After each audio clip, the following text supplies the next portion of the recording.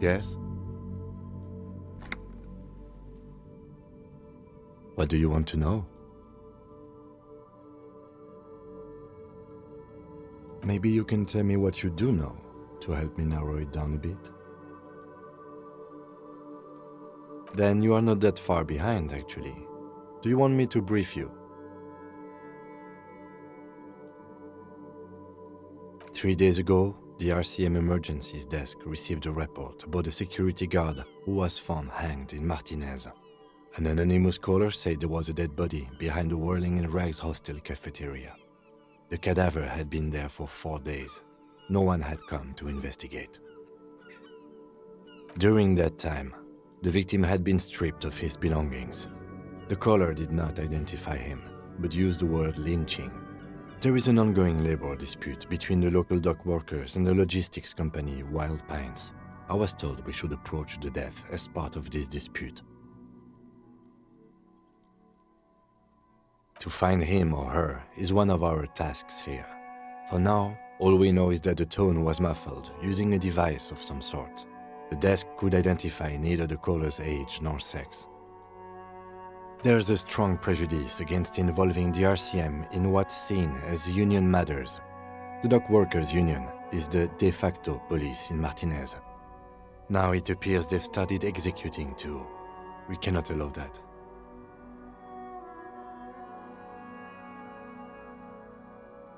That's us, the Revachol Citizens Militia. We're the police in this city. The RCM, or the Revachol Citizen Militia, is the police force you and him are part of. A self-organized peace corps of the occupied city of Revachol. The RCM operates within a legal twilight, yet its authority is rarely questioned. It's super useful to know this. Okay, well, we are police officers. It is our job to find a killer, so that's what I intend to do. You should try it too. I'm afraid you and I are pawns in a pissing competition. His disdain is clear. This man would not use such an expression otherwise. You don't know? I assumed you were in on it.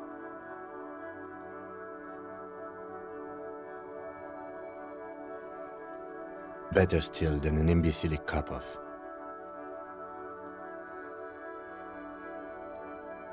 It's just stupidity. We shouldn't waste any more time on it. If you want my take, ask me after we've inspected the victim.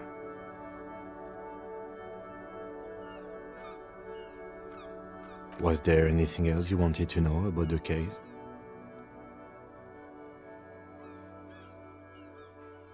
Good.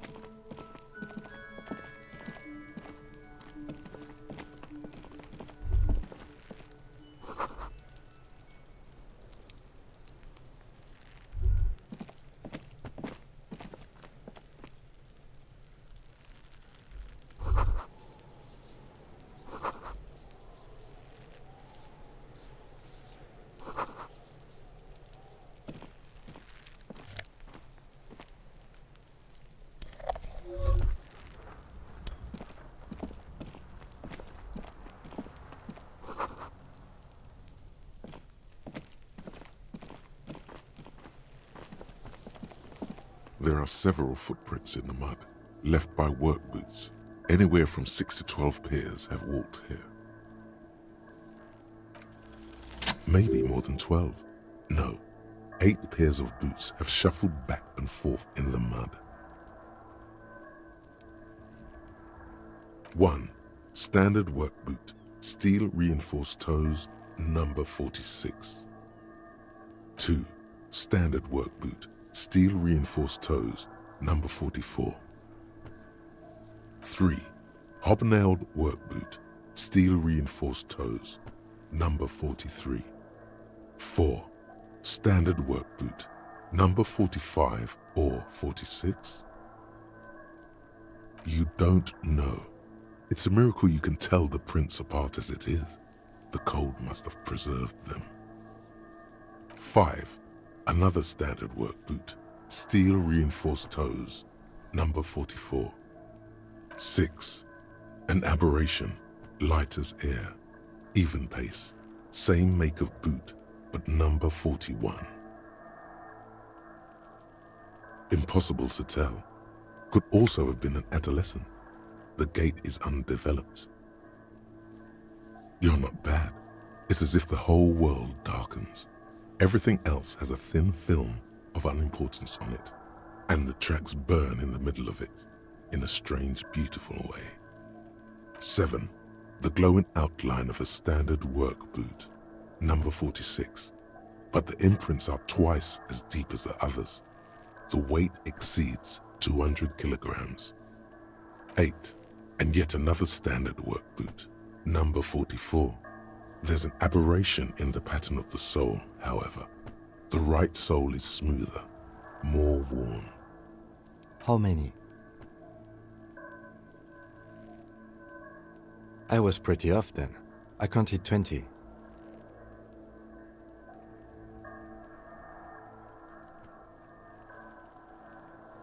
I never got the hang of it.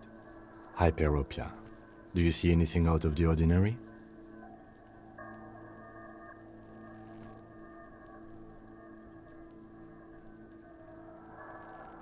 A woman or a kid?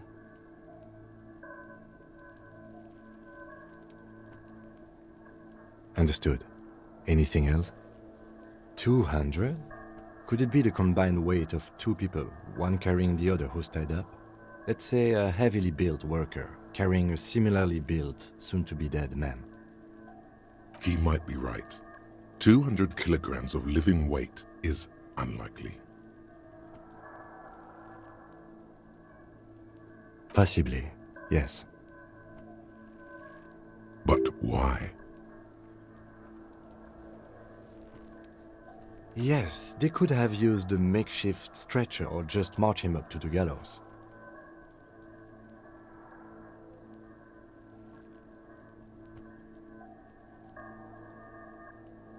You have a point there. Anyway, it's something to consider. What else can you see? Interesting. Let's name it the odd soul. Someone operating a workbench with a pedal, like a joiner at the harbor. Or maybe a drummer? He regrets it the moment he says it.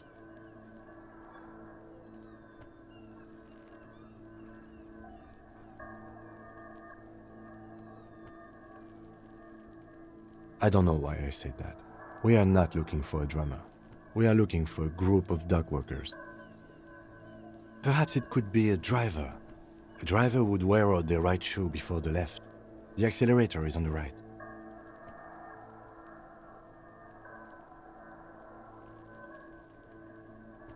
We should keep our eyes open around the traffic jam. See whether anyone strikes out as a potential suspect. Seems prudent, no?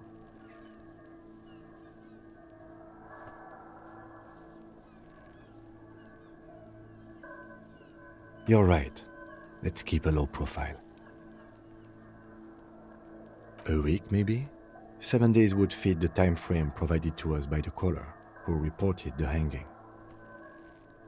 It is not impossible.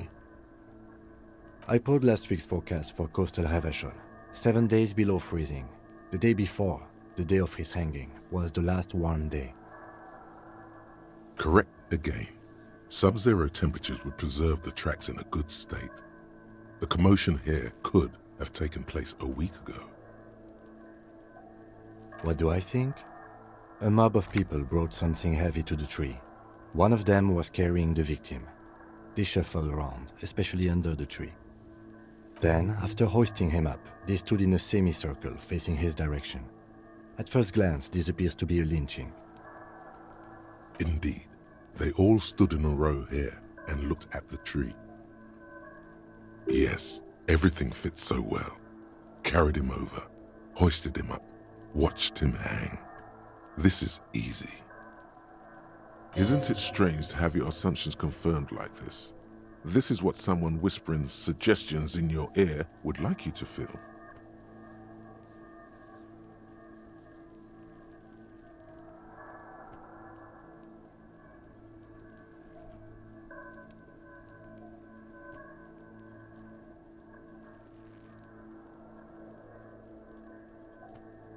The lieutenant's eyes narrow. He's thinking to himself. In doubt, perhaps. It would be unprofessional of him to be sure of himself at such an early stage of the investigation. Either way, what else?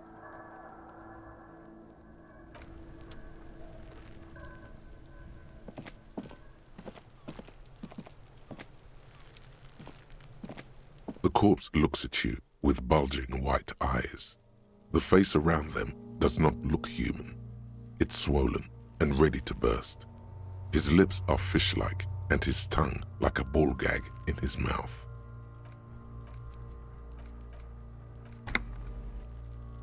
You seem to be holding your breath. A cargo belt twists his neck at an unnatural angle. The body below appears stiff. It's letting out an ungodly rot.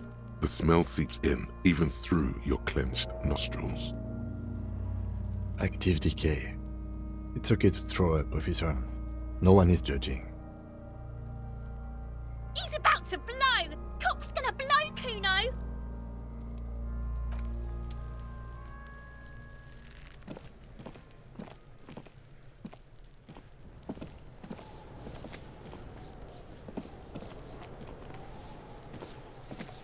Kuno's got this!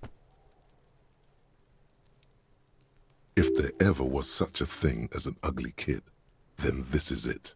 He's almost exquisite in his ugliness, like a gremlin. Oh yeah! Nappa Gumpy, Kuno!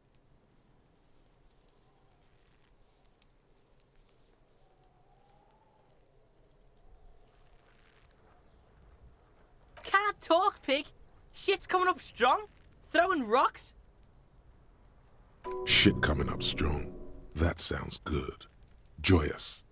You should hang out with this kid and see what that juicy shit is all about. I mean drugs. The kid's on drugs. Yeah, Kuno! Ride the lightning, Kuno! Kuno's riding it, see? The rake, Kuno! You should throw the rake at him, Kuno! The fuck does Kuno know what a rake is? Kuno's not a gardener. The fuck are you talking about? He's calling us Kuno! He says we're fucking each other!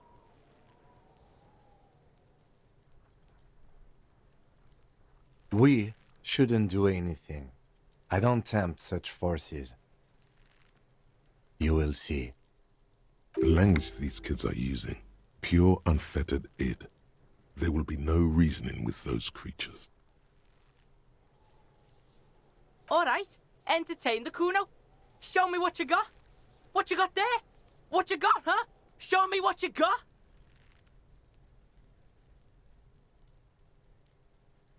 Shitload, pig. What's your question? Don't tell the pig shit, Kuno!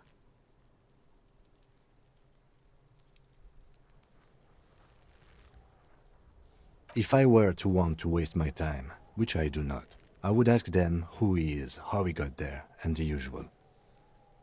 The usual being, have you seen anything out of the ordinary? Or have you seen anything suspicious? Probably climbed. Kuno was busy down the road when that shit went down. You heard Kuno? Kuno wasn't even in Martinez. Kuno wasn't in Revachol. Kuno wasn't regional. I don't know. Some fucking... Mesk or I don't know. Some other place. Night City. Kuno was in fucking Night City. There is no Night City anywhere. That sounds like the name of a city in some pulp science fiction novel. Why you gotta be riding Kuno's ass? You haven't been where Kuno's been. You haven't been in Kuno's head. You wanna know where Kuno was? You wanna know what Kuno's been fucking up to? Don't tell him that, Kuno. It's lame. It's not fucking lame. Kuno's building Kuno's city. Night City, Rage City, the City of Rage. That's it. And it's not lame. Lame. That's the name of Kuno's city, bitch. Get the fuck off Kuno's back. This shit ain't about that. It's impossible to deduce what it is about, at least for the moment. If it's important, it'll come up later. Focus on the case. Just a couple of pigs sniffing around in the dirt. That seems pretty fucking suspicious to Kuno. Yeah, you tell the faggoty, Kuno. Looks like you're a faggoty now, whatever that means. The suspicious question doesn't really work in antagonistic situations. You're testing Kuno's patience here. Get lost,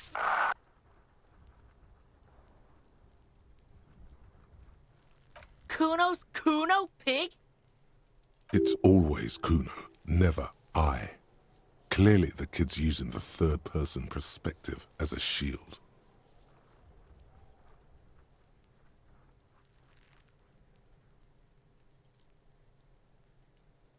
Kuno doesn't do that smart shit. Don't throw that book shit at Kuno. Kuno knows you're lying. Trying to get Kuno hooked on the book. The boy knows he has an addictive personality. Admirable insight for his age. watch out, Kuno! He's trying to fiddle you! He's gonna put his hands on you! Help! Pig's got Kuno! Help! Rape! Help! He's got the Kuno, help!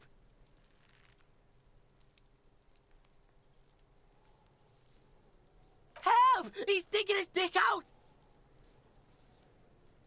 Escalate, Kuno! His dick is out! You're afraid! Pigs in here, Kuno! Somebody, please! How did we get here? How did this happen? This makes no sense. There may still be a way out. Just appeal to his reason. Fucking logical! Help! The logical pig is fiddling Kuno!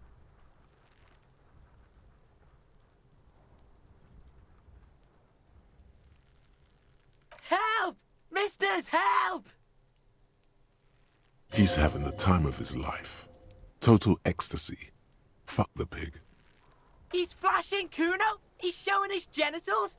If you don't help Kuno now, it'll be too late! No! Get off Kuno, you sick fat fuck!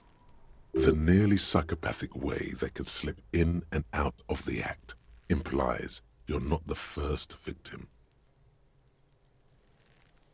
Look. For emphasis, a ghost is saying this. A shit-eating psychopathic ghost with an ace up his sleeve. I know you wanted to hit me. You got that I'm gonna fuck that Kuno up look that Kuno's dad gets. The murder look. The rage look. Relax. He can't read your mind. He doesn't know you were thinking that.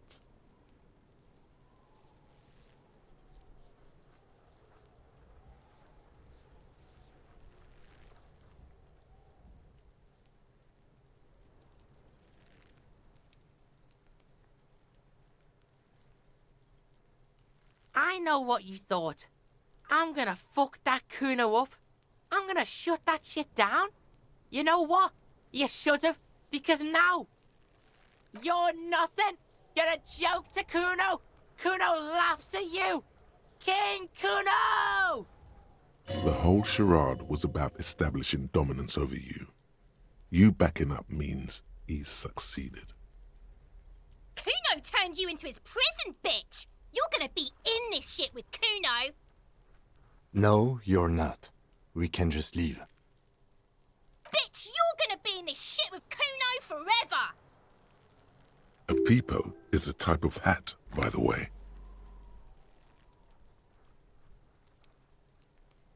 You don't talk to me about my fucking peeper! You don't know where I come from! You're just Kuno's bottom bitch!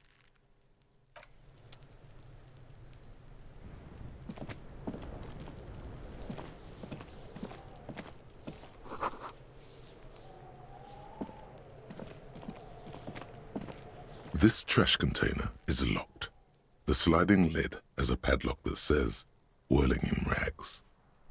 There's something in there, not necessarily connected to the case, but still. The body is downwind from here. Maybe you prefer the smell of garbage to the smell of death.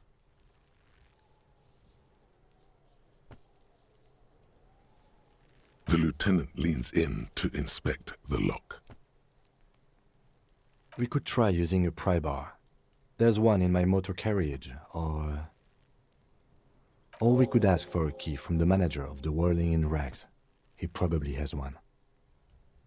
He might also have information. This is better than the pry bar idea.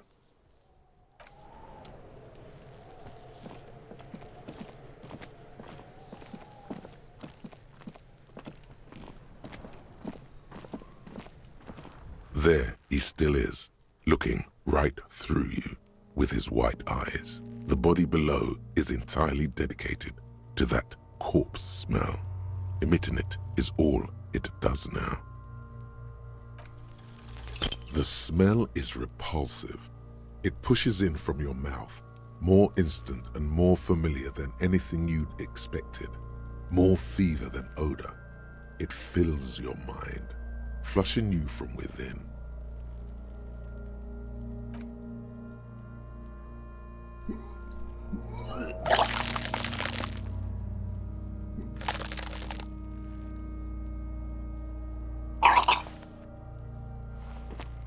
You feel a great force ringing from your stomach.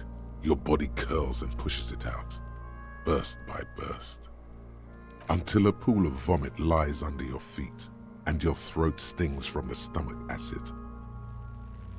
It's okay. Happens to everyone. Keep it. The hangover is clearly making these worse for you. You could use some ammonia to clear your head.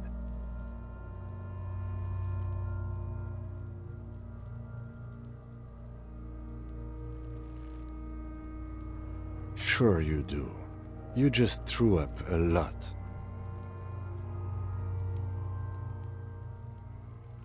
If you can handle the headache, some officers use it to deal with cadaverine odor. There is Frit nearby, east of the hostel. They usually have a small apothecary. If they don't, there's a greenhouse here, and a gardener with a wheelbarrow on the corner of the Whirling in Rags. If she works here, she might have something for the smell. Pretty clever.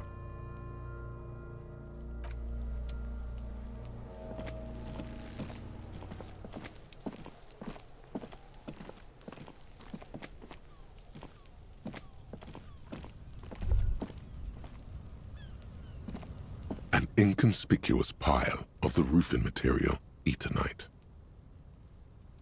It's nothing. Someone just left some roofing material slanted against an old shack.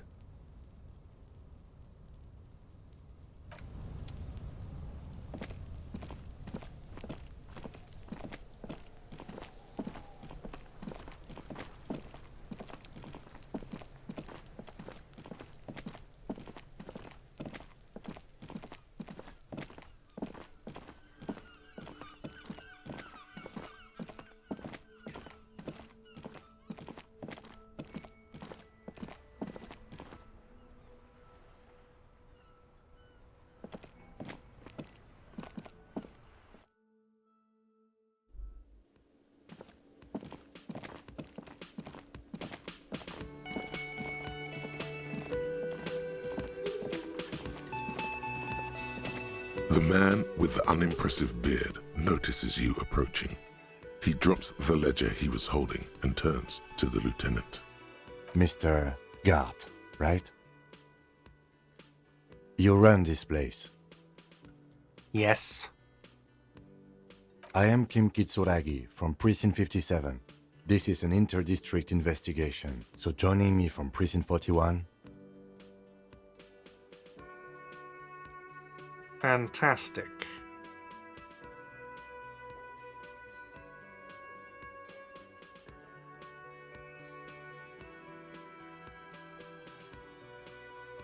That's wonderful, really. I think so. But there's a dead body out back. No one wants to work in these conditions. It's been a week. Sir, I understand your concern, but we are here to do a job. And for us to do it, I need you to stay calm. Yes, of course. For a moment, the cafeteria manager fidgets under the lieutenant's gaze. Then he gives in. I know it took us a while to arrive at the scene, but it also took you a while to call us. It was you who placed the call, correct? No, I only just got here. It was probably Sylvie who called you. She usually works the bar here. I'm only temporarily taking over her duties. Do you have her number? As a matter of fact, I do. You said you just got here. From where? Are you a local? What, of Martinez? No, I live in Jamrock. I only sometimes come here to keep an eye on the place. This is just one of the many, many cafeterias I manage. But you still know your way around, yes? In case we need directions. Yes, I know where some things are, but as I said, I don't live here. I just used to work here. And I'm not going to start working here again, if that's what you think. I didn't imply that. Detective. He probably means this is where you step in and ask your questions. His face expresses profound doubt in your having this. Ask him about the body's location before asking if he killed him. People give up information in the more innocuous questions, which you can later use in the more sinister ones, not vice versa.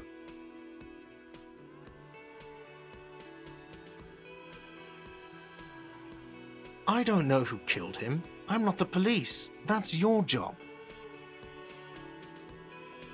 The lieutenant turns the page in the little notebook he's been scribbling in. She went away because none of your business.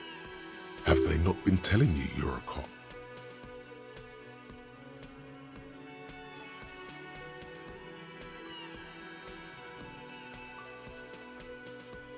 Okay, you got me.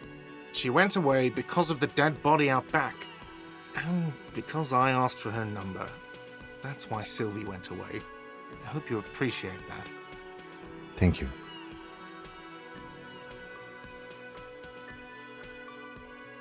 I asked an employee out. She didn't want to come, but felt obliged to. It was a bad idea. Now, what is so goddamn fascinating about that for you? It's got nothing to do with the lynching.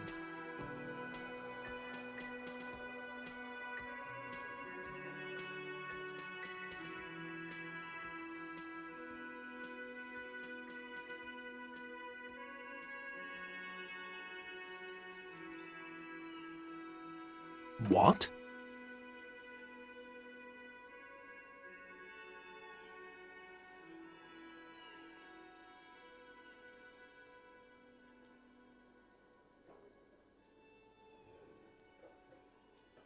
That's good. But there is a timetable for this investigation, dictated to us by the stages of decomposition. And it says we need to move on. Let's go. Not so fast, Mr. Feminist. You owe me 130 real. No one is saying the multi-pattern necktie you found tied to the ceiling fan can talk. No one. It must be merely imagination. But Let's bail! Time to push the eject button! Sounds like a responsibility! You don't like those! Oh, excuse me. You owe me 130 real.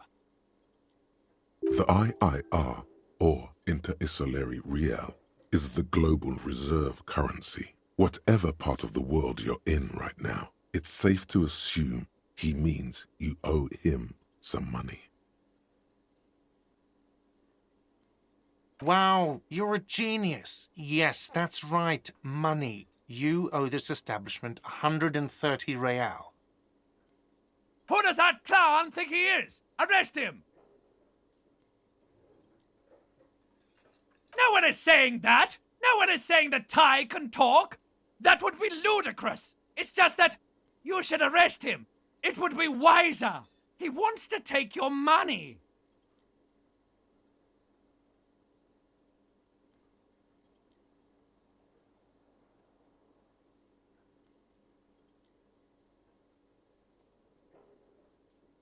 The lieutenant watches you fiddle with your horrific tie, sweat stains forming under your armpits.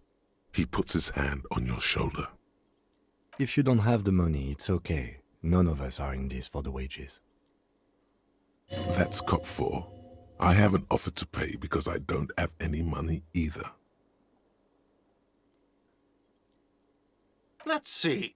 3 nights at a tariff of 20 real comes to 60 real. Then there's the window you annihilated. The hole in the window was the first thing I saw when I came to work. So don't try to tell me you didn't. That will be 40 real in damages. Another thing you've annihilated is half the bar. You've run a tab of 30 real. Actually more, but we'll round it down to 30 for your hard work maintaining the stability and order of Revachol. That's 60 plus 40 plus 30 equals 130 real. And yes, real is still money.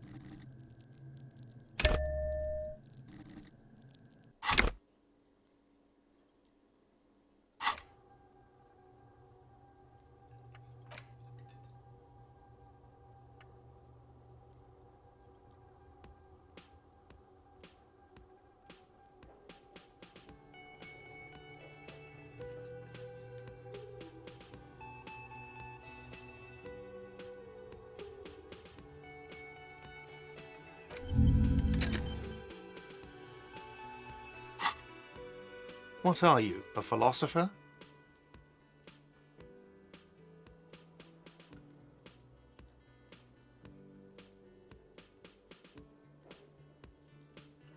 Money is what grown-up people use to pay for things. Things like this hostel room or 8 bottles of potent blend and 9 packs of Royal Extra. We use it for everything, really.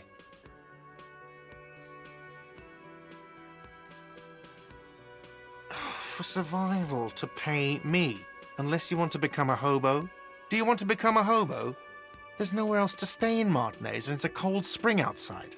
Money doesn't make you happy, but it lets you be unhappy for a while longer. If you run out of money, you die. It's like that for all of us. Me too. That's why I need you to pay me. I'm not an asshole.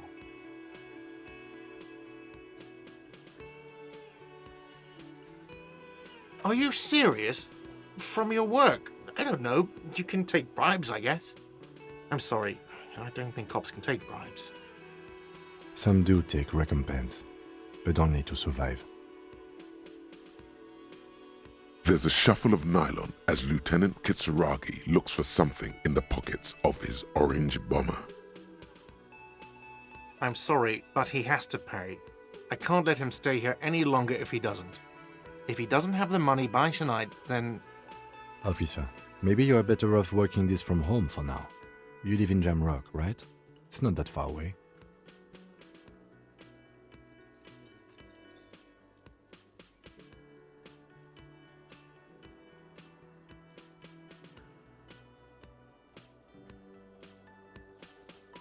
Officer, you really need to take this up with your station. I have a shortwave radio in my car. Call them, ask for assistance. We have to get this investigation started now. Good luck. By the way, where is home? The address is coming up blank, and this place sure isn't it. But you've been at this hostel cafeteria for only 3 nights. Where were you before? You had to be somewhere.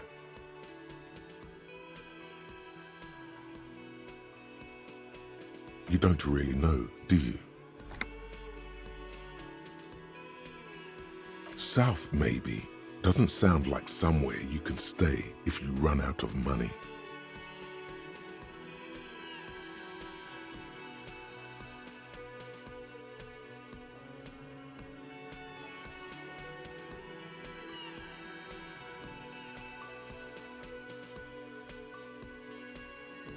You can try.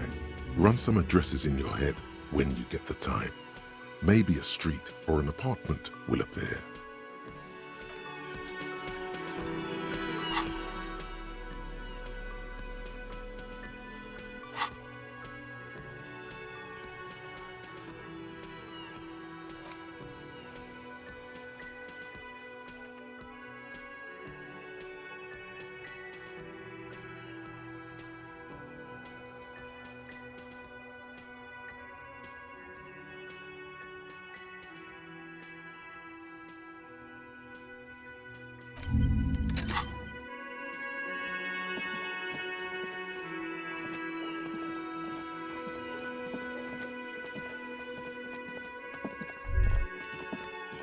The theme on that pinball machine is a standard royalist theme, used on everything from pinball cabinets to full-flavor cigarettes. Clinging to a picture book version of the past century, waiting for the king to come back and cast out all the profiteers and homosexuals. Basically, imagine a yellow plastic crown with a liquor brand emblazoned on it.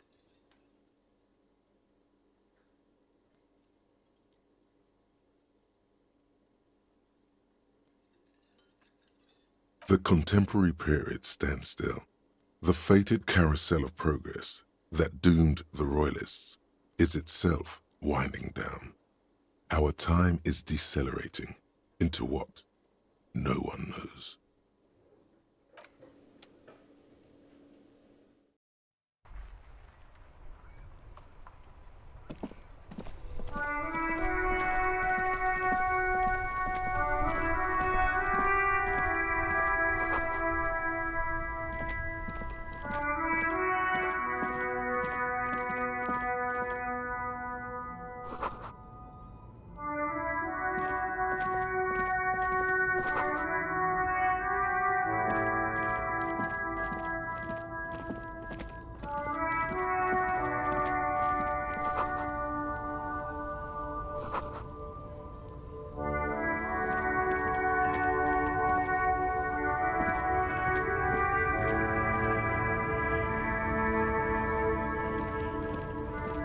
Welcome to Revachol.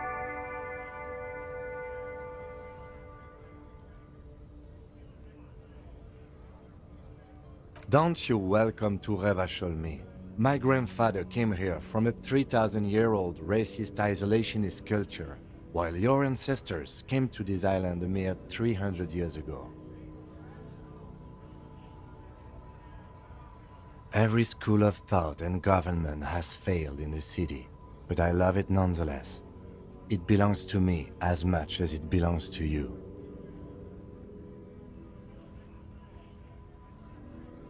It's men like you who keep Revachol divided, making it that much harder for everyone to climb out of this post-war limbo.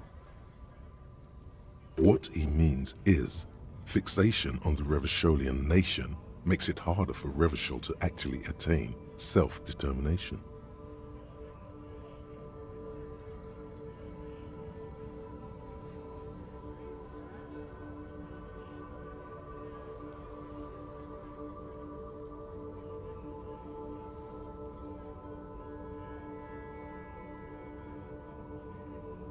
Oh, come on, man. I just said, welcome to Revachol. It's a lorry driver thing. I know exactly what you meant. You think my kind doesn't belong here, that I should watch myself and behave. But you see, I'm an officer of the RCM. It's actually my job to make sure you behave. I would advise you to remember that. Silence.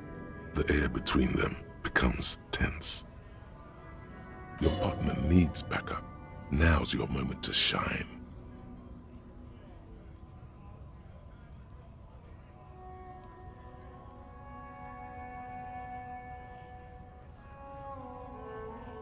You two make a cute couple. You know that? The lieutenant exhales and resumes his regular calmness. Whatever you say, officers. You could ask him to show you the soles of his boots. He definitely looks like someone capable of a lynching. Maybe he was present.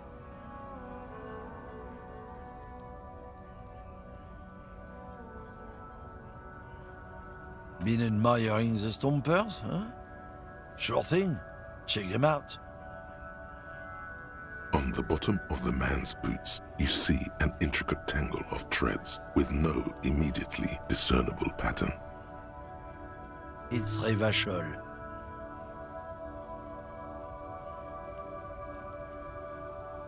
Custom made. Cost me a pretty penny. For when the invasion comes, the last thing they'll see before the lights go out is illustrious Revachol. It doesn't look like the lieutenant cares. He just makes a little note.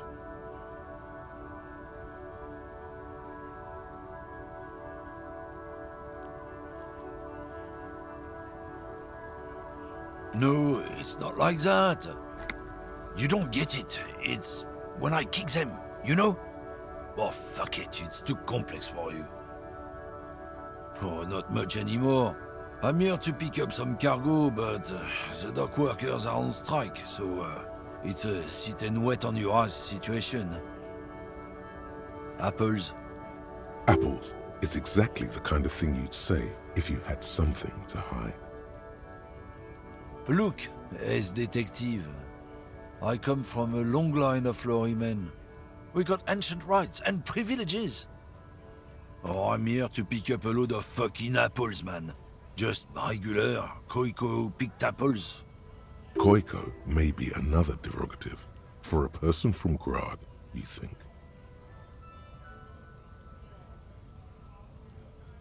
Yep, it's one of their main exports. They grow him down South Yekokata.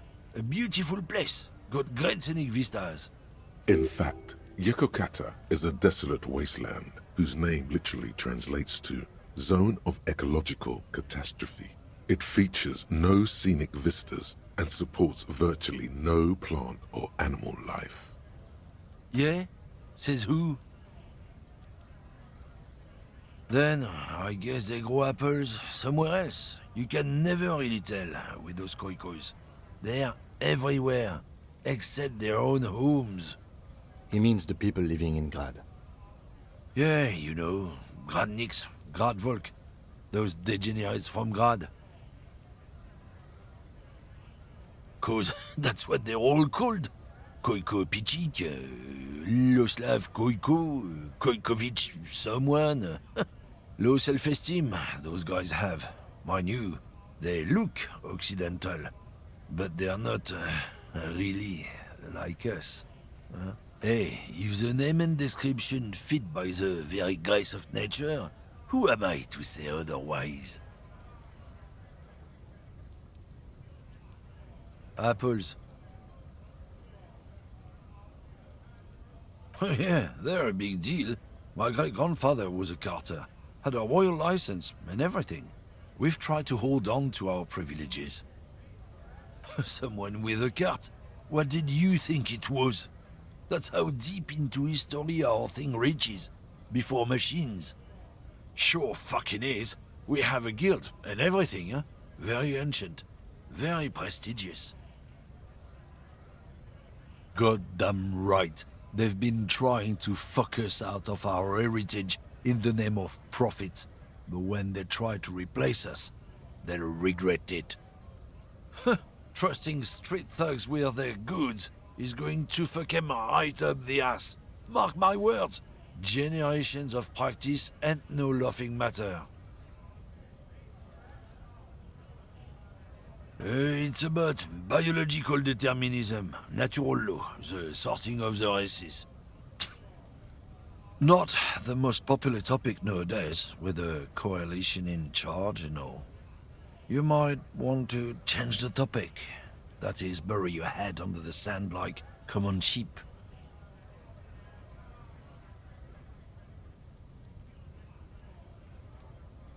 People who've studied these things say that you and me are superior by design. So, naturally, we Occidentals should be in charge.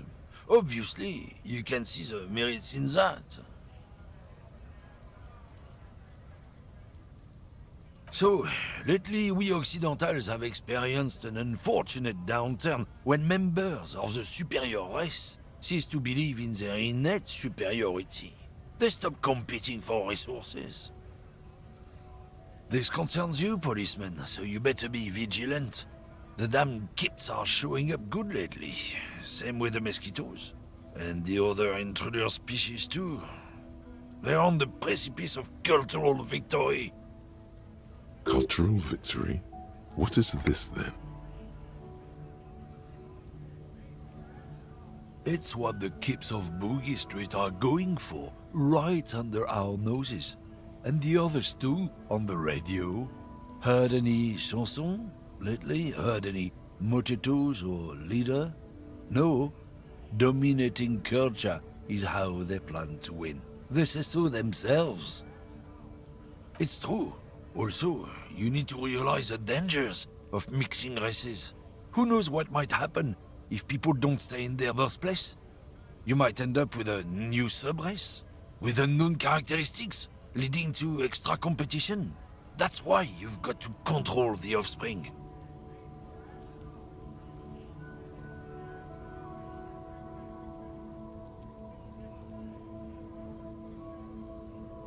Go right ahead. You may be a cop, but that won't help you avoid the calamity to come. Lieutenant Kitsurage's stern expression remains unchanged, but you sense something there, below. Not a lot of moral fiber on this one yet, he thinks, wriggled out of it. What happened? Did your balls shrivel up? You had plenty of chances to get off this road, but no, you let this guy keep talking. Then, when the time came to make your choice, you tried to split the difference. Weak.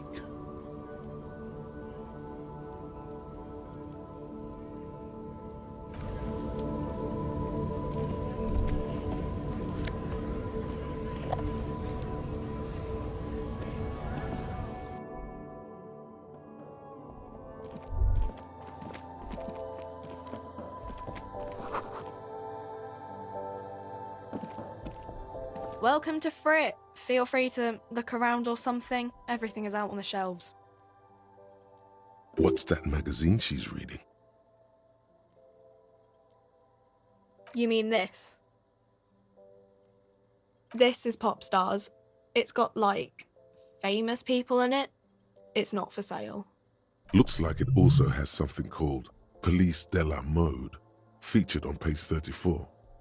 This speaks to you.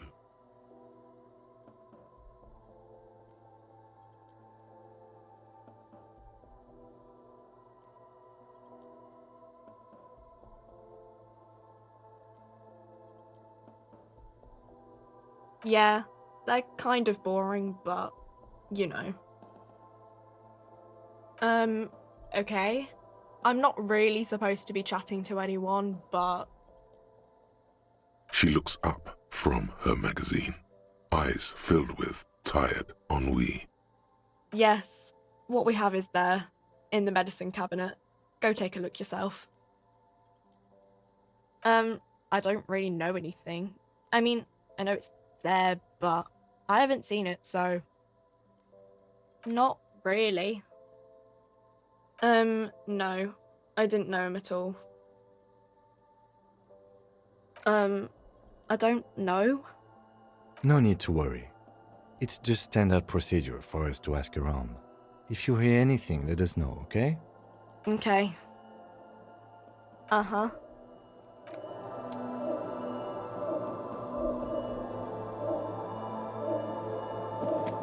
You see several packaged raincoats fill a low shelf beneath a display of croissants and juice bottles. The raincoats are transparent, except for the big Fritta slogan on the back.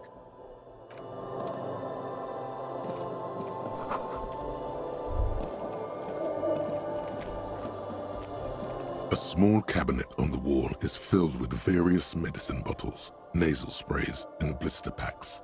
They all bear the Saint Baptiste Pharmaceutics logo. Their logo is the bloodless rose, pure white, untouched by harm. Just ask me if you need anything from Saint Baptiste. We don't stock prescription meds, but we do have Nosafed, Duramine, Magnesium, and Hypnogamma.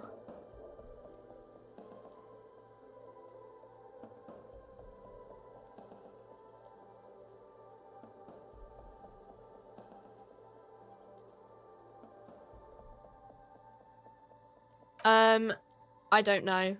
Let's see. Nosafed is a nasal spray. Duramine is a really good painkiller. Magnesium is a dietary supplement. Hypnogamma is... I don't really know what Hypnogamma is. I guess it makes you feel less shit. It's recommended to use after lots of partying, studying, or exercising. Uh-huh.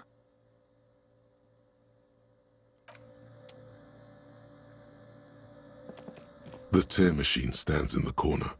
A sign says, 1 bottle equals 10 cents. Oh, that's the tear machine.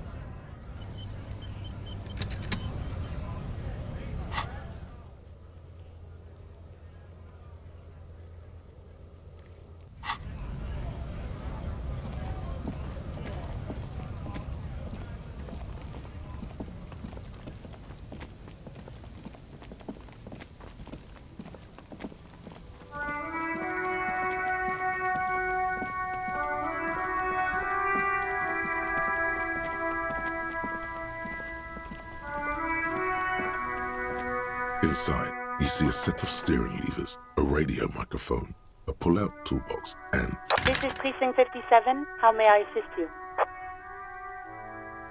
Just a moment, officer. 10-4, come in, officer. Over. 10-4, I hear you. I don't have the authority to grant your request, but... What does he want now? He's asking for money. Is he fucking kidding? I don't think he is. Don't give that asshole anything. He's just gonna drink it all. Alright, that's a negative on the additional funds, sir. Over.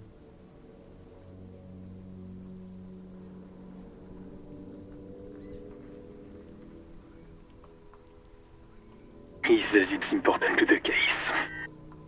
He isn't getting a red cent. You can tell him that. Request denied, sir. Over. Anything else, sir? Over.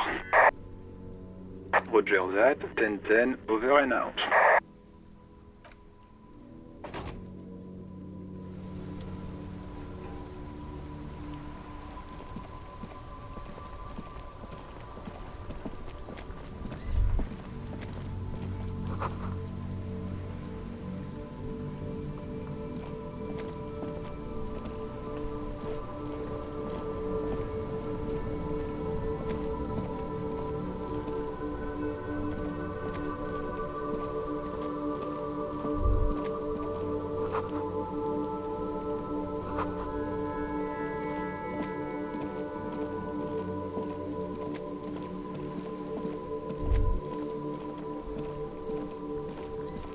This Post Lavatorie mail collection box has been heavily vandalized with graffito. A closer inspection reveals 2 bullet holes in the front.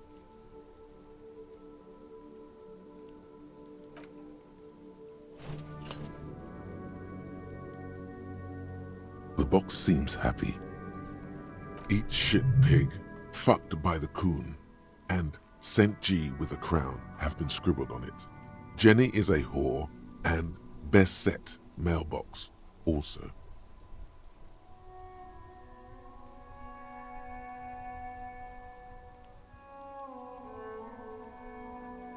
The mailbox does not know how to man up. It is an inanimate object.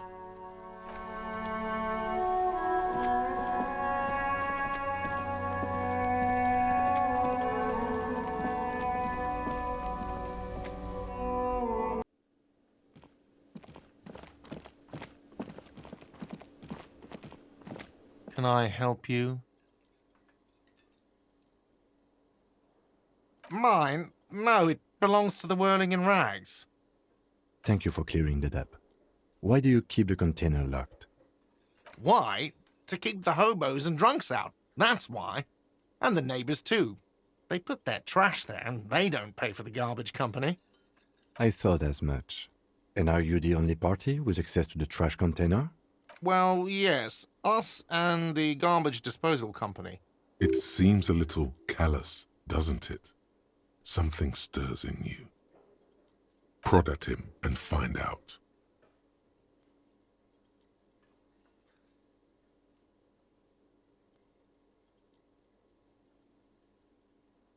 What do you need them for? It concerns the case. Please cooperate. Just bring them back once you're done, please.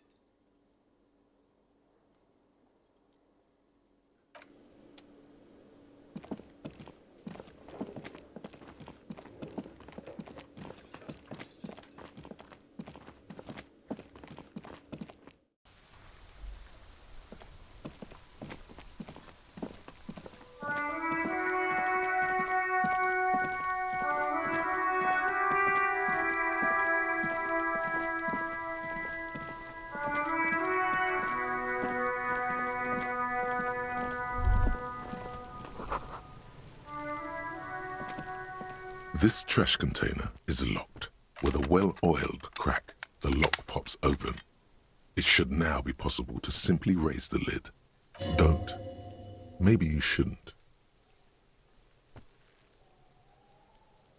There is, but you won't like it. Sweat forms on your brow. Your hand is still on the lid. The smell of rotten food rises to greet you. You see soggy cartons, dirty rags, and organic waste. We're just in time. This hasn't been emptied for over a week. Among the threadbare kitchen towels, something catches your eye. A pair of denim trousers. As the legs of the slime-covered jeans begin to unspool from the garbage, a rank corpse smell fills the air. The victim's clothes? Cadaverine odor is faint. If these belong to the deceased, they were removed when he was still in the early stages of decay. Drop them in here, officer. Guitar-marked blue jeans. Pockets empty or emptied. He wore them with a belt, too. A white belt. The loops appear stretched, but the belt is missing. That's it. Do you see anything else in there? I have another bag here. Something slimy catches your eye. All right. We should go to Gart again and ask if he knows who put the clothes in the trash. It could be as simple as someone from the hostel cleaning the yard. Or that one. I'd advise against confronting that force. Not really. All we know is the victim's clothes are in the trash. The lid was locked, and his establishment had the key. It's just a small loose thread. The lieutenant nods, then looks back into the trash container. It's just organic waste, cold and slimy on your hands. Apple and potato peels, mostly.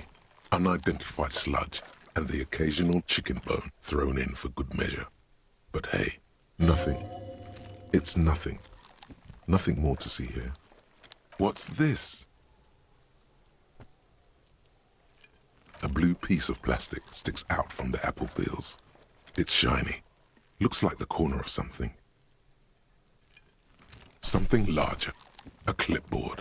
A blue plastic clipboard with moist papers hanging from it. They look badly damaged, but you can still make out forms and notes, written in a man's handwriting. Officer, is that your paperwork? Yes, it is. Look. This plastic has the RCM street grid on it. You've even got an autopsy form. If you don't mind me asking, how did this get in the trash?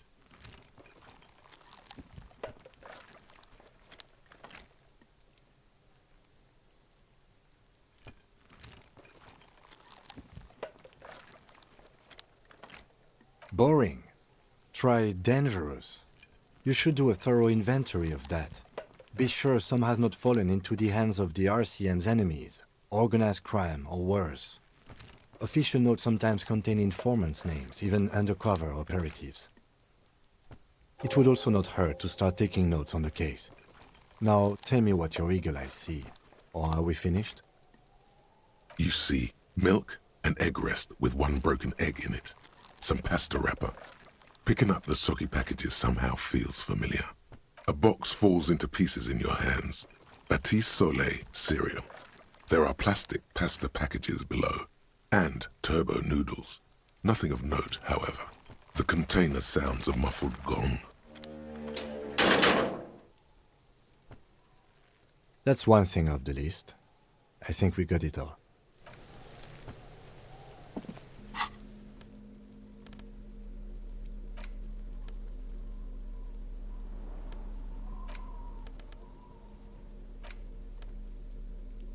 It's the ledger you found in the trash. A pitiful cabbage of white and yellow papers hanging from plastic board, barely held together by a metal clip. This sad display is made complete by the faint smell of urinal cleaner. There's a piece of toilet paper, or is it cleaning tissue? No, it's toilet paper, desperately sticking to the back of the blue plastic clipboard. It's a metaphor for you. Thank you, waterlogged ledger, for spelling it out for us. Below the pathetics, terror. Do not look into its blue heart.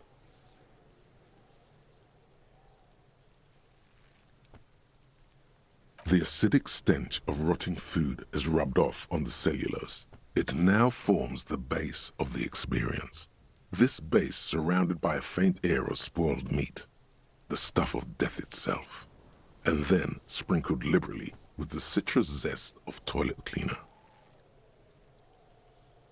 An aluminium block runs the width of the board, biting down on the paperwork. Its crocodile teeth are the only thing keeping the papers together. A regular pencil, the tip worn down to nothing, has been attached to the clip. The surface is interrupted by a silvery sticker. It's rectangular, sparkling with iridescence. You don't know how you didn't notice it before. It is similar to the RCM watermark on your blazer the lieutenant mentioned. Didn't he say something about the headlights of his motor carriage? That you can read these there? What?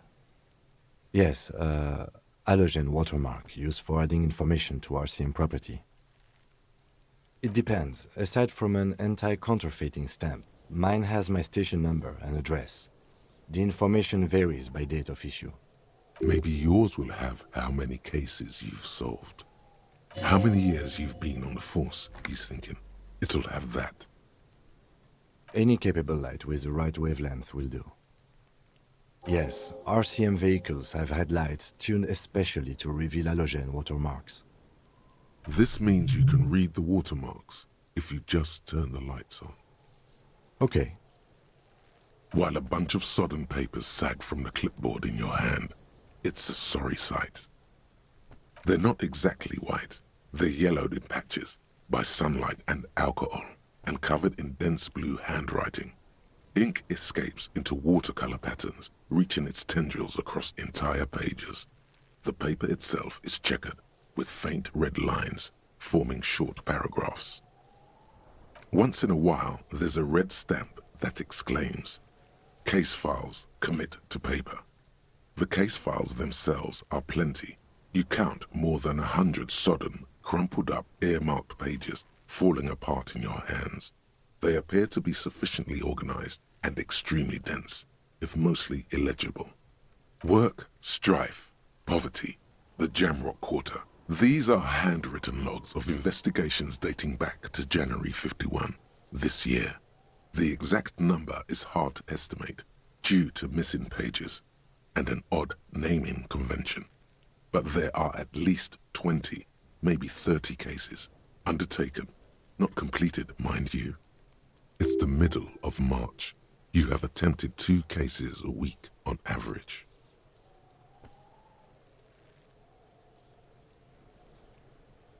Huh?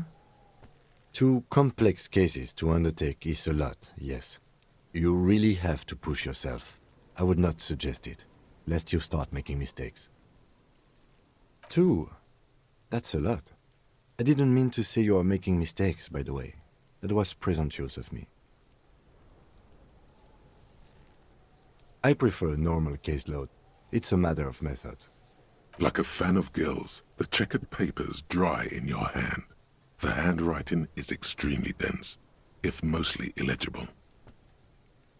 Yes, it appears you employ a, shall we say, robust yet literary system. Each investigation has its case number written on the margins.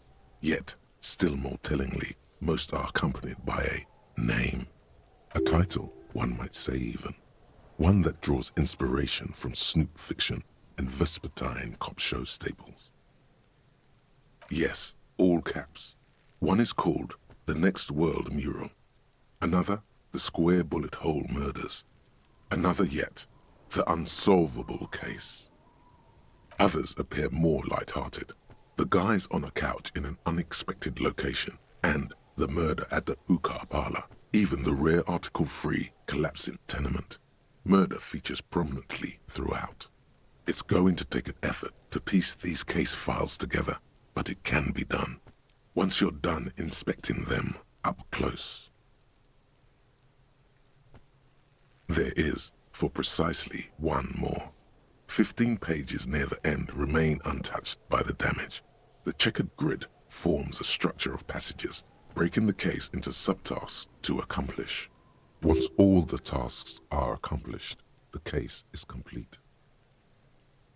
Sadly, the ledger only comes with an old, worn-down lead pencil. It's unfitting of this monumental event.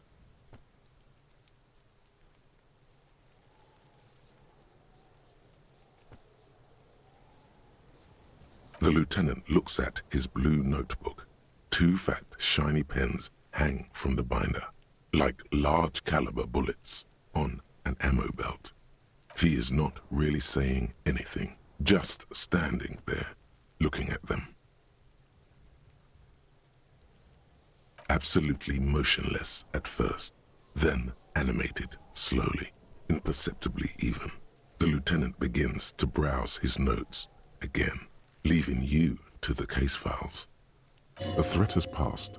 He is thankful it has passed, and that he's gotten to keep both pens. Onto the paper with a brash free hand, uncannily similar to the rest of the letters. The wording comes easily. It's almost robotically simple, a language developed for mental rigor and simplicity. Inspect the victim's body. Interview the cafeteria manager. It's not exactly poetry, but poetry would be out of place. A satisfying slash sounds across the paper. You're done, it seems to say. And you, and you. Things to be done and things already done. The composition of reality. This is an extremely useful tool for a detective of the citizens' militia. Now all that remains is to name the case. No, actually. Any ideas?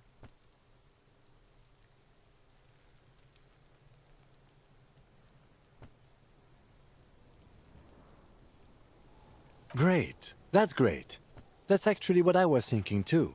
The Hanged Man. Good, strong name. We have a very good name for the case now.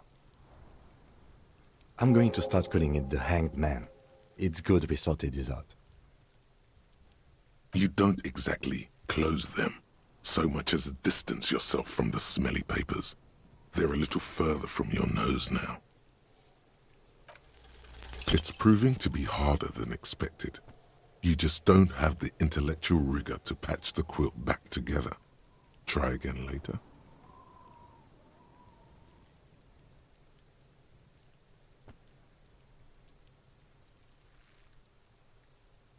In the back, you see thin, translucent copier paper. Some neon yellow, some bright red, all covered in boxes, like marching armies. These look like official forms, waiting to be filled out. Then rip them from the binder and hand them out, according to type of form. 3. The topmost are misconduct fines, the middle ones are station calls, and the bottommost are field autopsy forms. Each is easy enough to make sense of. You don't have to be an intellectual giant to do police work. These are quite sinister in tone. They give a date and time for the person to appear at the specified precinct police station. Below the call are the criminal charges you risk by not appearing. A monetary penalization ranging from 20 to 250 real. Severe cases allow for 1,000 real, but that requires special paperwork. The details of issuing these fines are spread out over the rest of the fields, but they appear pleasantly vague. A dozen pages of thin copy paper, bright red in color. You see the parameters of a deceased human form waiting to be filled in. Age, sex, condition of internal organs. Yes, all that remains now is to fill those forms and hand them to people. Fines for wrongdoers, interview requests for bad guys, and field autopsies to dead guys. The rest of the stinking cellulose is much worse for wear. Being sandwiched between the board and the rest of the paperwork must have spared the fragile copier paper.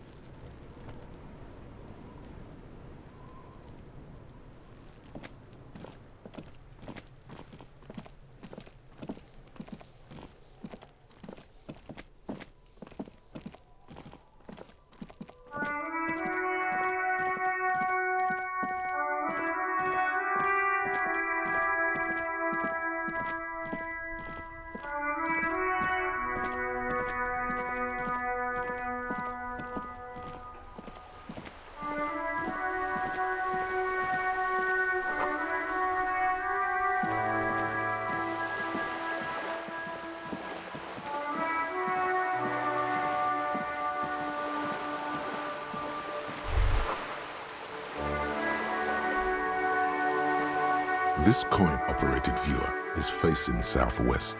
Its coin slot is full of fossilized bubblegum, rendering the machine permanently inaccessible. Probably some kids.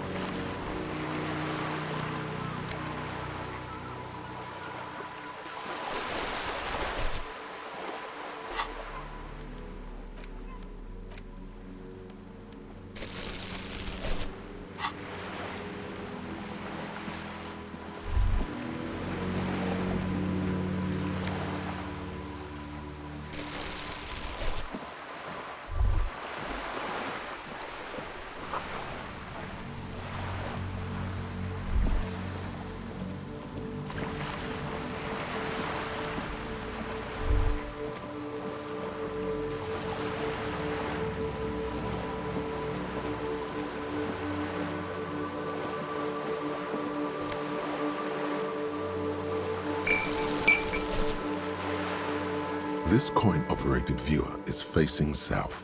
The instruction manual says to insert 25 centimes and pull the handle while looking inside. Then use the focus knob to zoom in if necessary. Why place a tourist attraction in the middle of such poverty? There was a revitalization project in '49. A design studio tried restoring Martinez to its pre-war glory.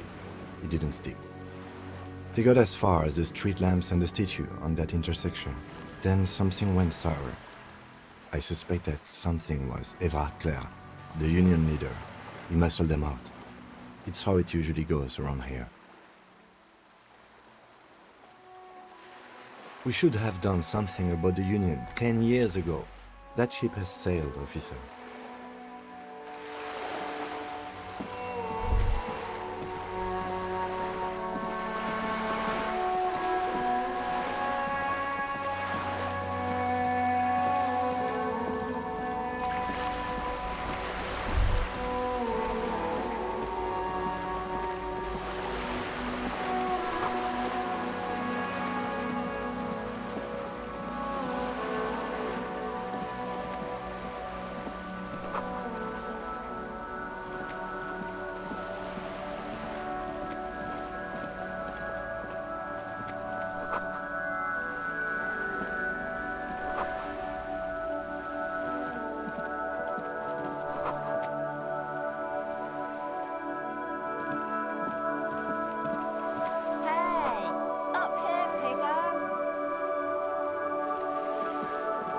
The streets will flow red once more, a great torrent rushing down Rue de Esperance.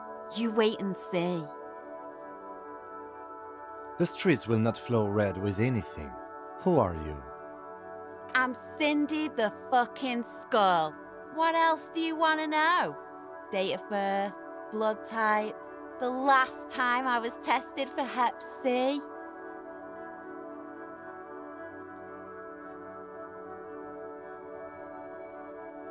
Go where? Accosting a minor? Listen to your partner, pig man. Keep your grubby hooves off little old ladies. A brush? An artist? The red splatter is urban expressionism. Can't you tell? I'm painting a beautiful mural, an aereo graffitio visible from low orbit. I haven't really started it yet. I'm waiting for the right words. Have you ever tried your hand at graffitio? When faced with a blank wall, most people write unimaginative stuff, like pigs go home and Mona was here. We rarely see pigs round here, though. Just union cats. And my name's not Mona, so... She wants it to be something true and total. This place is severely lacking in havoc. Not even the occasional trash can fire to break up the tedium. I thought I'd mix it up, you know, summon the forces of crime and social chaos with a wall-sized invitation. Yeah?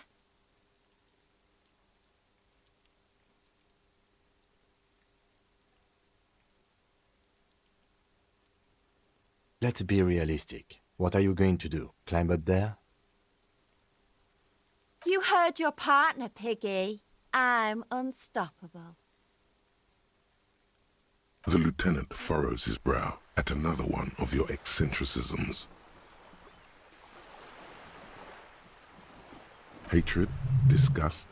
It's difficult to tell which of the two is more present in her girlish features. The woman on the boat does not notice her staring. That Ozon whore. Someone's got to keep an eye on her. Ozon is an archipelago 2 days' travel away from Revachol. Its moneyed residents, used to posh restaurants and upscale boutiques, rarely have reason to visit Martinez. Probably the Wild Pines rep. We should talk to her. She's a professional negotiator, though. I have the feeling she will be very cooperative while telling us nothing. You should take the lead. Ask her unexpected questions, Do your thing. Don't be afraid to get a bit wacky. Throwing her off is our best bet. Good idea, piggies. Run along now. Fuck her shit up good. Impound that boat while you're at it. I'd like to watch her swim back to us on. Watch your back, Ungulate. You've got eyes on you.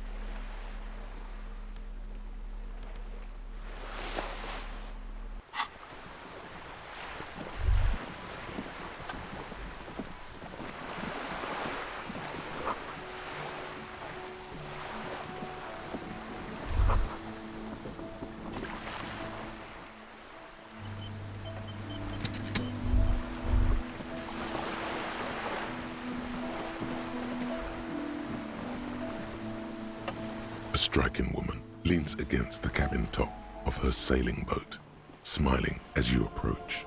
Her green raincoat glistens with droplets. A silk scarf is tied around her throat. Good afternoon, officers. I'm Joyce. Joyce L. Messier. I represent the board of Wild Pines, the owners of the harbour. You gentlemen must be from the RCM.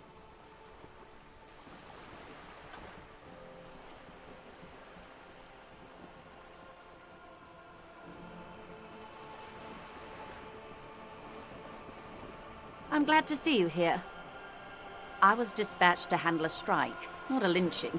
Anything I can do to assist the RCM in this matter, I will, gladly. That is good to hear, madame. My colleague will take the lead on this interview. I should let you know that he is recovering from an unusual medical episode. Very unusual. But I can assure you of his ultimate competency. There's a trace of irony in his voice. Mischief, even. This is a tactic. How interesting. I wish you a swift recovery. In the meanwhile, you have my full cooperation, and the full cooperation of the Wild Pines group. It's hard to get a read on her precise disposition, but she appears helpful. What we do? I'm afraid I don't speak for Wild Pines as a whole. It's a giant undertaking. There was a touch of discomfort there. She wants to merely represent. The Pines' core competency is logistics. Container shipping, freight, that sort of thing. See those airships there, linking? Those are the shipping side of things. And that is the terminal. Another subdivision deals with energy, oil and gas exploration, offshore platforms. The Wild Pines Group is one of the original Revacholian Indo-tribes. Companies awarded royal monopolies by the king, the suzerain himself, centuries ago. The king is long gone, but several of the Indo-tribes remain. Why, thank you.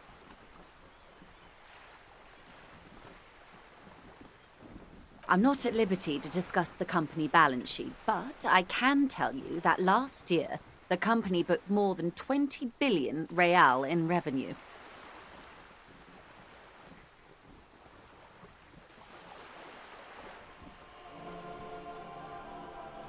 And to think, there are years when the group books losses in the billions. Wild Pines employs 72,000 people, all of whom have families that depend on their salaries. It is a tremendous responsibility. They started is an exploration and cargo fleet conducting trade between the Samaran and Insulindian Isolas 250 years ago, when pine ships explored the South Seminese and charted Lomantang on behalf of the suzerain. Centuries of care, deliberation, and madness have gone into this endeavor. Vessels pass through the great unrest to re-emerge with apricots in tow. The logic of the system is totalizing. It's taken everything from its employees to build it. You know more than you let on. Certainly it helped, but most of the original Indo tribes have failed or been absorbed. To survive, wild pines had to grow and adapt. No suzerain did that. You mean aside from being the terminal's legal owners, who are responsible for moving 8% of the world's cargo?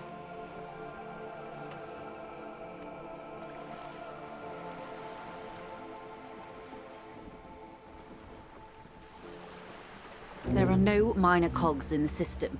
Each terminal must be accounted for, lest the entire system break. Every hiccup in such a system means thousands lose their jobs, the world over. I'm here to assure that doesn't happen.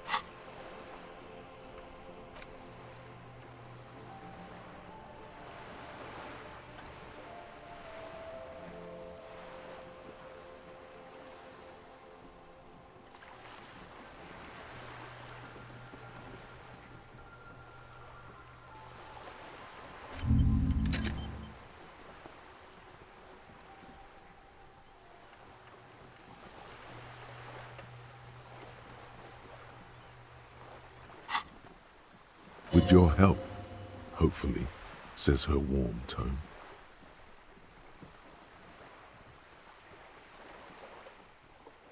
Why, yes I am.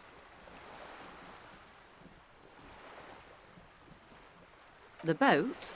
No. It is called Cordelati 19 because that's the type of sloop it is. The word "it" feels strange. Such a beautiful boat deserves a proper name. It's a pleasure craft, a 19 pacer. It also happens to be rated for Category 1 racing. Though these days I mainly use it for business. My sloop?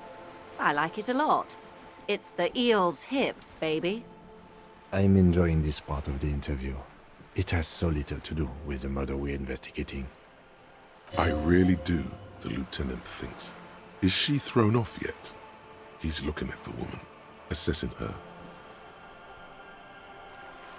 Officer, I assure you I'm a highly qualified pleasure craft operator. The crowns of her teeth are porcelain, white as the boat's hull as she smiles. Her nonchalance might be related to something called the Wayfarer Act, a law that says she doesn't need a license. Sly fox, you're not aggressive enough to harass her further on this.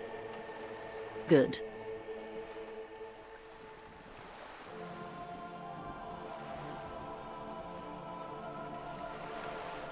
Everything. Right up to, but not including, trade secrets. I believe the official title is Senior Labor Negotiator. In practice, I'm a grocery clerk. I relay the union's demands to Wild Pines and return with Wild Pines' counteroffer. No way. She's more. She can make decisions. And how are the talks going? They're not. That's the problem. The union stopped all negotiations a week ago, after that awful lynching took place.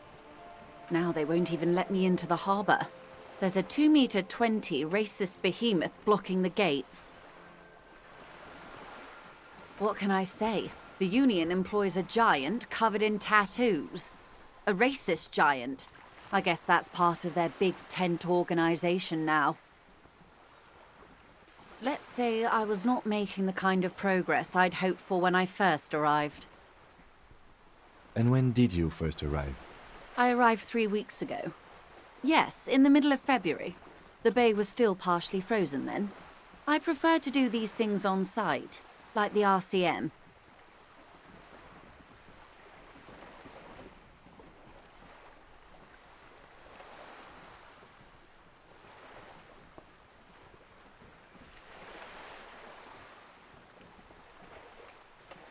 But the strike began in December. I wasn't the original negotiator here. I took over after Mr. Gaumont hit a wall with Mr. Clare, the union boss. Mr. Clare refused to speak with Gaumont despite concessions he'd granted the union in prior negotiations. This isn't the first time the union has gone on strike. Heavens no. There have been 2 prior strikes. Both times the union won significant concessions, including overtime pay and a medical plan. This time their demands are more, I guess you could say, aggressive. Ludicrous even, it's meant.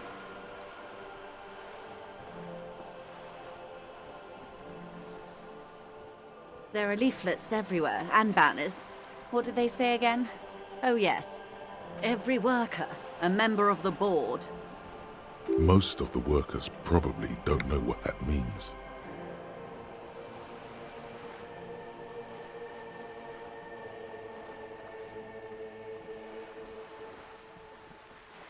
In its defense, another said, demand democracy. Pretty tame stuff compared to every worker, a member of the board.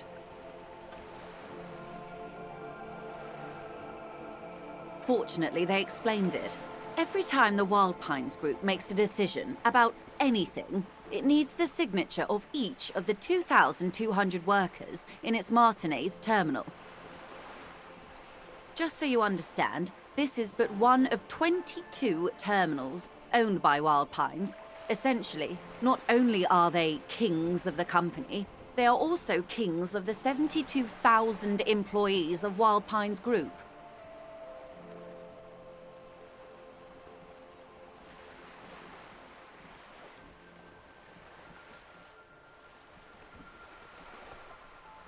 That may well be. It's not up to me to decide who is king, but as negotiations go, it's not a swell start. I'm not sure. Naturally, I assume that was just their opening position, a hard-nosed tactic with a side of mockery. But there's been no follow-up, just the same nonsensical slogan repeated over and over again.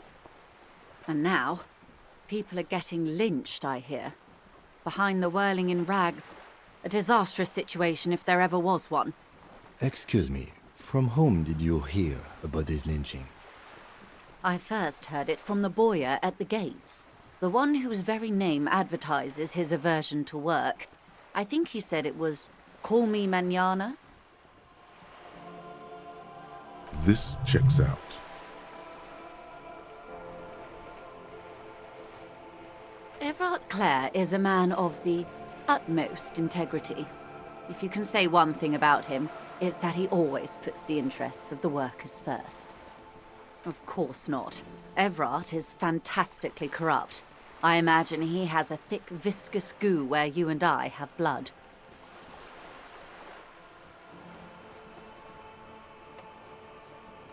He is the most corrupt individual I have ever seen, and I deal with men like him for a living. If there is anyone more venal, more irredeemably nepotistic, then it's his twin brother, Edgar. Yes, Edgar looks exactly like his brother, except for that lazy eye. He also talks exactly like Everard does, and when one's term as foreman is up, the other takes over. It's how they circumvent the term limits, you see, with a funny little switcheroo. While in office, they've embezzled God knows how much of their workers' dues. The Débardeurs Union was once a perfectly normal institution. 20 years ago, anyway. It must not have been easy to establish under the Emergency Act, but they did it. I can respect that. Organised labour at its best, as they say. Then something happened in the local chapter elections. The brothers Clare came and transformed it into a... how do you say? A mob. The Débardeurs are a crime syndicate. Sad as it may be, I suspect we'll be forced to cooperate with them. Refreshingly honest, officer. The company has tried appeasing in the past, but I'm afraid our concessions have only emboldened Everard and his brother. And your opinion, detective, if I may ask? I'm a curious and talkative person, you see. Would you say the Débardeurs Union is...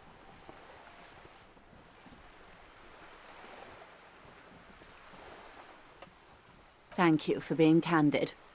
Sadly, Wild Pines have cooperated with what amounts to a crime syndicate for 2 decades. However much you feed the wolf always hungers. I'm glad you asked. There was a woman, the previous forewoman of the union. She disappeared. Disappeared? Yes. On the last day of the local chapter elections, her daughter phoned in and said she wasn't running anymore, or coming to work. Ever. End of story. Downright haunting, if you ask me. The Wild Pines suspected foul play, but what could they do? It was a union matter. The point of the presentation is, these kinds of things happen around the Clares. Watch out when you're dealing with him. Thank you for your concern, ma'am. We'll be just fine. Mr. Clare told him to... how did he put it? Fuck off, midget. Gaumont is short of stature, you see. Keep in mind, this is a negotiator Mr. Clare has worked with before, and who was more than fair with him and the union. Sounds like usual aggressive posturing. Of course. How else can I help? Is what you want to say, but it isn't that easy, is it? Look at that lady. Take a gander. Squint your eyes, bub. A well-kempt, yet tastefully short bob of dark hair. Despite the first hints of grey, she's elected to keep it au naturel, shaped into a permanent wave, late 40s style. While dull orange pearls hang from her earlobes, red from the cold. Her light green eyes scan you, full of knowledge and worry, wealth and all its possibilities. These are the kind eyes of the rich man that seem to say everything is possible. Within reason. Now look at you, you misery-clad simian, barely able to tie your own laces. Your armpits are lakes, a scythe of booze precedes you, your hair sticks to your forehead, and your underwear feels uncomfortable. You're poor, poor as balls. You can't ask this person for money. You're too...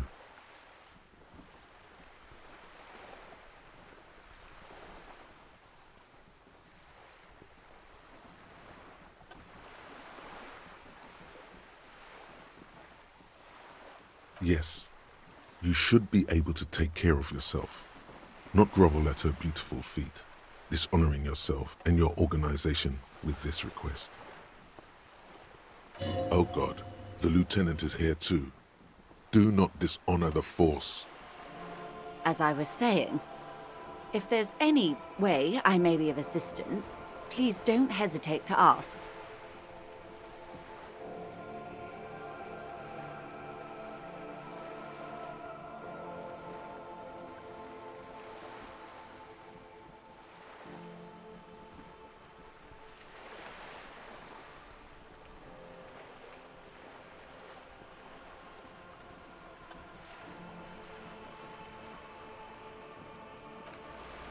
I am sorry.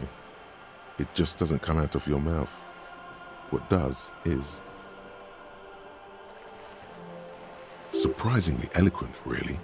The last one, not the first 3. Those are ape speak.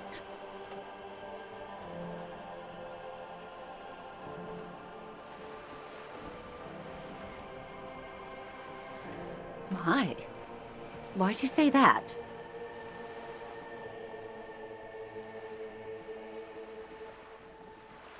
That's garbage. You're a police officer. Shall we talk about something else, maybe?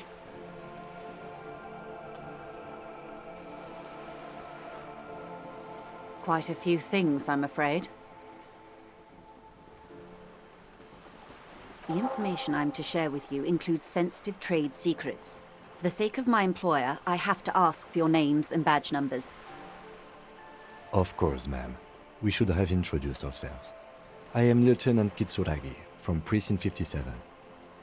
And this is my colleague from Precinct 41. I'm afraid he doesn't have his badge at the moment. I hope mine will suffice. How curious. Why is that, Detective? Awkwardness washes over the conversation. The woman doesn't like this turn of events. 'Twas stolen by some artist, surely. Best to pin the blame on them. Everyone knows you can't trust artists.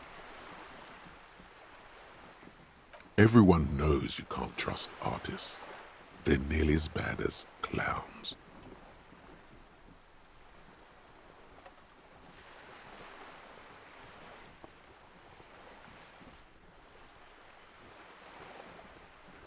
You mean someone stole your badge?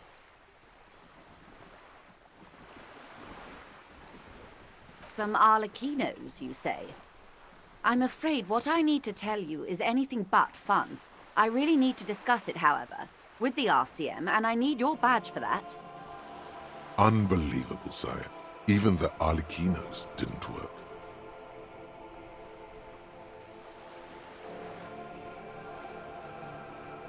I see. So, are you saying you lost your badge during the course of this episode?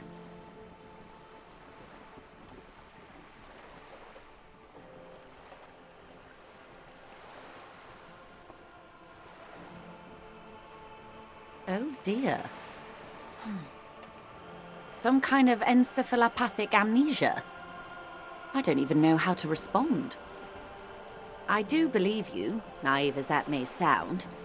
I simply can't imagine what you gain by faking such a condition. As I said, ma'am, his technique may be very unconventional, but he is an officer of the RCM. Of course, I sympathize, but I'm afraid I simply can't share anything more until I've seen that badge. Hang on. She's a professional negotiator. She should be open to some sort of mutually beneficial arrangement. I mean, favors for favors. A dirty alliance of some sort. Consider this. Perhaps she has been planning it all along. That you convince yourself into colluding with her.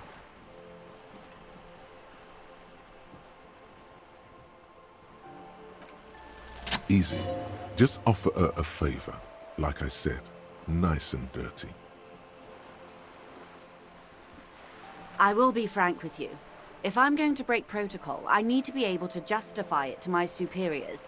They're going to want to see something very tangible. You're in, but expect her to drive a hard bargain. Reports from inside Terminal B suggest it's a hub for the local drug trade. This is an open secret in Martinez.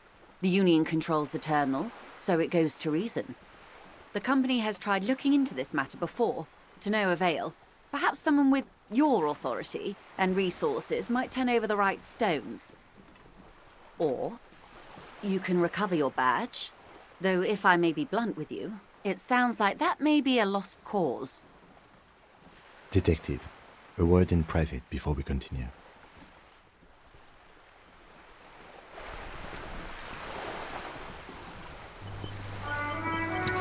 This is not going quite as I hoped it would, Detective. Honestly, I was expecting you to use your unorthodox technique to keep her off balance, and not volunteer us to be her henchmen.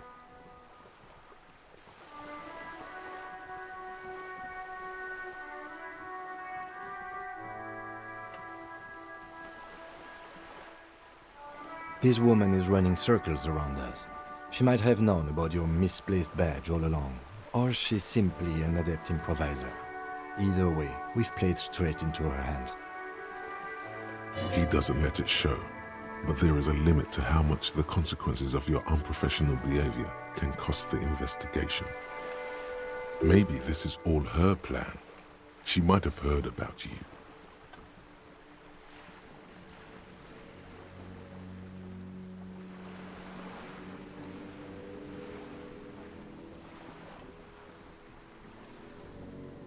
I'm sure you will, Detective.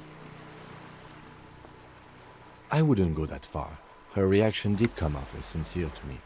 I think she's just quick to adapt. She's a professional, after all. No, if there is reasonable suspicion, we must investigate. Otherwise, she could claim we are siding with the Union, or that we are on their take. We'd never hear the end of it. What I propose is, we ask her, then we investigate, briefly. But do not share the outcome of this investigation with her. We tell her it's done and demand for her information on the lynching. Oh, that would be fantastic, but do we have the time? The world is large and your badge is 8 by 6 centimeters.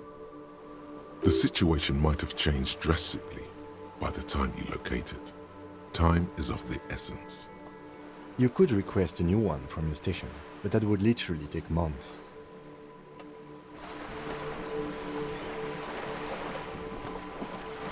You're back.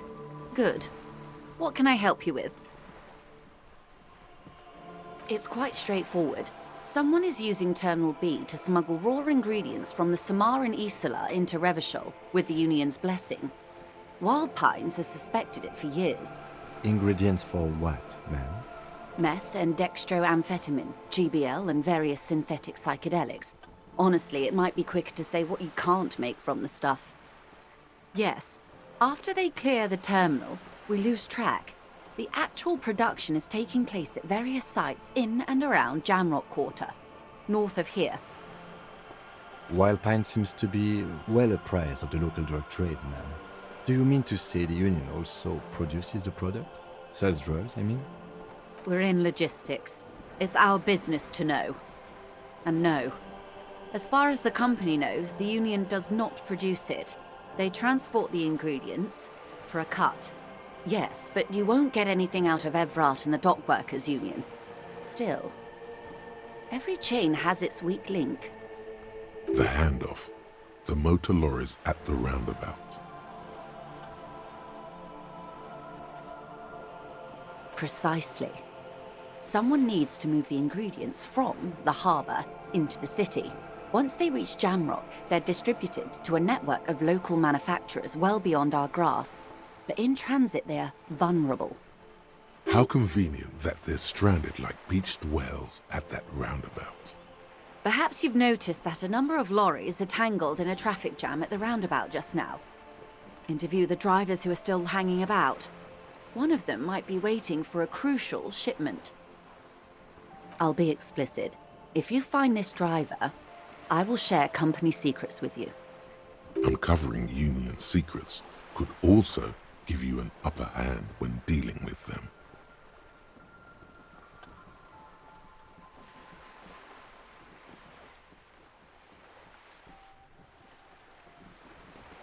We did, on more than one occasion. Apparently, there's some sort of inter-precinct disagreement about whose jurisdiction this area falls under. We know the company has launched its own probe into the Union's alleged involvement. We also know it's come up empty. It's not just the RCM. No one's been able to find any hard evidence. Well, here's your chance, officers. No. We asked East Motor Track to raise the drawbridge. The road company is a partner of one of our subsidiaries. However, this is a limited time opportunity. Once the complaint has been processed by the Trade Committee, they'll have no choice but to lower the drawbridge, and the operation will continue. Thousands of litres of raw ingredients will pour onto the streets of Revachol. Not the east across the river, but the west. The vulnerable, the weary. Well, at least this solves one mystery. What is that, Lieutenant? Why I had to call East Motor Track and beg them to open a drawbridge for me. I'd wondered since I first drove in, on my motor carriage. I am sorry for the inconvenience, Lieutenant Kisaragi, but we need them trapped here. This is a unique opportunity. I'm sure you understand. How do you think they're financing this strike? There are thousands of unpaid dock workers going strong for the 4th month straight. There was a shakedown of local businesses preceding the strike.